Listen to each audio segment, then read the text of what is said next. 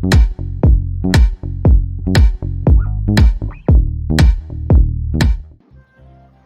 ini kita akan membahas tentang use case diagram rumah makan. Nah, saya akan menjelaskan dulu apa itu use case diagram. Use case diagram adalah satu dari berbagai jenis diagram UML atau Unified Modeling Language yang menggambarkan hubungan interaksi antara sistem dan aktor. Use case dapat mendeskripsikan tipe interaksi antara si pengguna sistem dengan sistemnya. Fungsi dari use case diagram sebagai berikut. Berguna memperlihatkan proses aktivitas secara urut dalam sistem. Mampu menggambarkan proses bisnis, bahkan menampilkan urutan aktivitas pada sebuah proses. Sebagai jembatan antara pembuat dengan konsumen untuk mendeskripsikan suatu sistem. Manfaat dari use case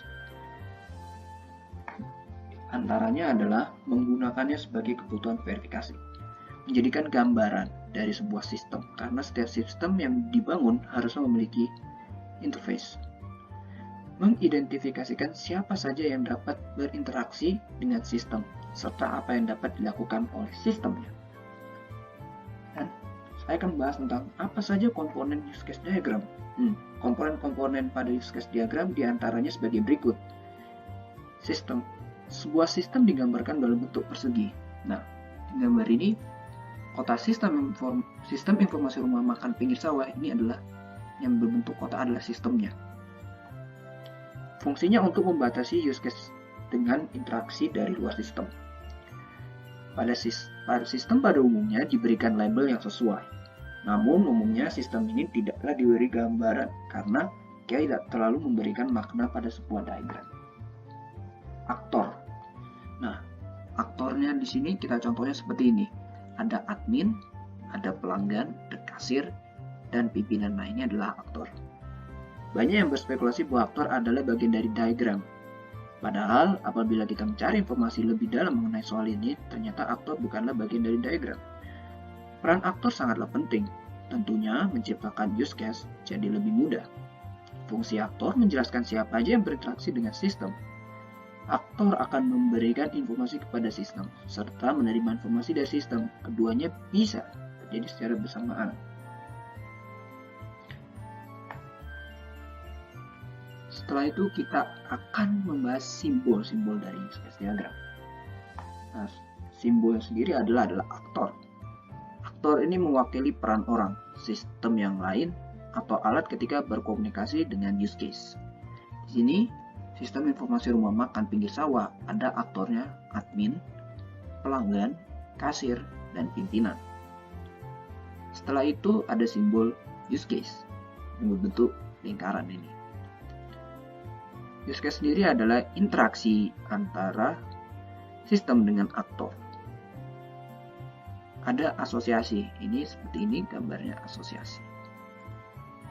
Asosiasi ini adalah penghubung antara aktor dengan use case. Jadi, dari admin ke login, kita harus menggunakan namanya asosiasi seperti ini, garis.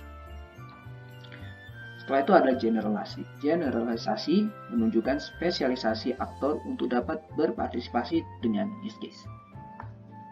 Setelah itu ada include. Include itu seperti tanda panah, di atasnya seperti tulisan include. Menunjukkan bahwa suatu use case seluruhnya merupakan fungsionalitas dari use case lainnya. Setelah itu ada extend. Extend itu gambarnya seperti panah, di atasnya bertuliskan extend, menunjukkan bahwa suatu use case merupakan tambahan fungsional dari use case lainnya jika suatu kondisi terpenuhi. Oke. Setelah saya menjelaskan simbol dan pengertian lainnya, saya akan menjelaskan tentang alurnya. Oke. Pertama, dari sistem informasi ruang makan ini, kita mulai dari admin. Admin akan melakukan login. Setelah itu, admin akan mengolah data menu. Nah, setelah mengolah data menu, admin juga mengolah data harga. Jadi, admin tugasnya bisa mengolah data dari harga dari menu ini. Setelah itu, admin juga mengolah data stok. Data stok ini pasti kita mengolah stok dari makanan. Kalau misalnya makanannya habis, nanti admin yang bertugas untuk menambahkan. Setelah itu kita bisa mengolah data pelanggan atau data pengguna. Nah, di sini kalau data pengguna itu, ya admin bisa menambahkan seperti kita bisa pelanggan baru. Nah, nanti admin ya melakukan kalau data pengguna, bisa menambah, dia bisa mengedit password, dan dia bisa meremove. Nah, setelah itu ada aktor pelanggan. Nah, pelanggan ini tuh pasti pertama login dulu dan melakukan pesan menu. Setelah itu, kasir sebagai aktor yang ketiga. Nah, kasirnya pasti pertama login dulu dan dia akan melakukan transaksi pembayaran menu. Di sini nanti kasirnya yang bertugas sebagai pembayaran menu. Nanti kasirnya itu mengecek apakah dia sudah membayar atau belum. Setelah kasir adalah pimpinan. Pimpinan yang pasti akan login dulu. Habis itu lihat tampilan laporan pemesanan. Bisa lihat menampilkan laporan pemesanan.